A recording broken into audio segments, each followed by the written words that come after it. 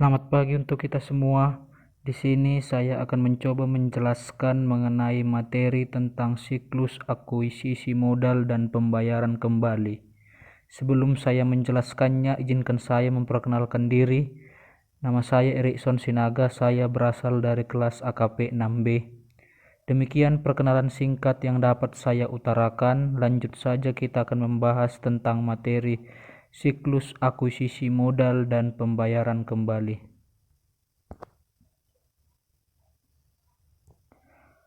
Siklus akuisisi modal dan pembayaran kembali merupakan siklus yang berfokus pada akuisisi sumber daya modal melalui utang berbunga dan ekuitas pemilik serta pembayaran kembali modal. Siklus ini juga mencakup pembayaran bunga dan utang dividen. Ada 4 karakteristik siklus akuisisi modal dan pembayaran kembali yang akan mempengaruhi audit atas akun-akun adalah sebagai berikut. Yang pertama, secara relatif hanya ada segelintir transaksi yang mempengaruhi saldo akun, tetapi setiap transaksi itu seringkali sangat material. Sebagai contoh, obligasi jarang diterbitkan oleh perusahaan, tetapi jumlah penerbitan obligasi itu biasanya besar.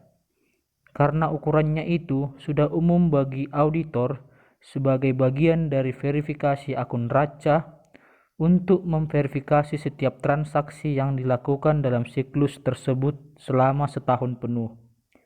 Skedul audit bagi sebagian besar akun dalam siklus tersebut mencakup saldo awal setiap akun. Setiap transaksi terjadi selama tahun berjalan dan saldo akhir.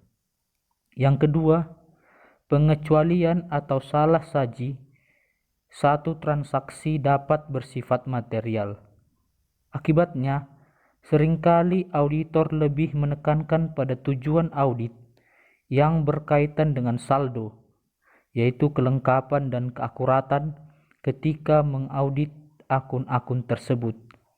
Yang ketiga, ada hubungan legal antara entitas klien dan pemegang saham, obligasi atau dokumen kepemilikan yang serupa, seperti yang dicontohkan oleh cerita pembuka mengenai Able Construction Company. Auditor harus menentukan apakah klien telah memenuhi persyaratan dalam perjanjian utang ataupun ekuitas. Ketika melakukan audit atas transaksi dan jumlah dalam siklus, auditor harus ekstra hati-hati memastikan bahwa persyaratan hukum yang signifikan yang mempengaruhi laporan keuangan telah dipenuhi dan disajikan serta diungkapkan secara memadai dalam laporan. Yang keempat, adanya hubungan langsung antara akun dividen dan bunga serta utang dan ekuitas. Dalam audit atas utang berbunga, auditor harus memverifikasi secara simultan beban bunga dan utang bunga terkait. Hal ini juga berlaku untuk ekuitas pemilik, dividen yang diumumkan, dan utang dividen. Akun-akun dalam siklus. Akun-akun dalam siklus akuisisi modal dan pembayaran kembali tergantung pada jenis bisnis yang dioperasikan perusahaan dan bagaimana operasi tersebut dibiayai. Semua perusahaan memiliki modal saham dan laba ditahan, tetapi beberapa mungkin juga memiliki saham preferen, modal disetor tambahan, dan saham treasure. Seperti pada siklus lainnya, kas merupakan akun yang penting dalam siklus ini karena baik akuisisi maupun pembayaran kembali modal mempengaruhi akun kas. Karakteristik unik dari siklus akuisisi modal dan pembayaran kembali mempengaruhi cara auditor memverifikasi akun-akun dalam siklus. Siklus ini seringkali melibatkan akun-akun sebagai berikut. Yang pertama, wesel bayar.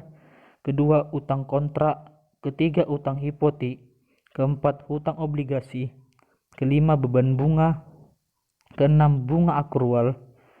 Ketujuh, apropriasi laba ditahan. Kedelapan, saham treasure. Kesembilan, kas di bank. Ke-10, modal saham biasa. Ke-11, modal saham preferen.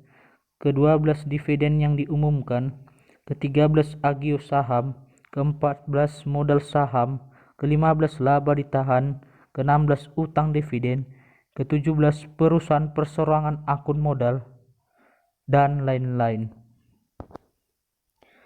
Sekianlah presentasi yang dapat saya sampaikan. Mohon maaf jika dalam penyampaiannya banyak kata-kata yang kurang dimengerti. Saya ucapkan terima kasih.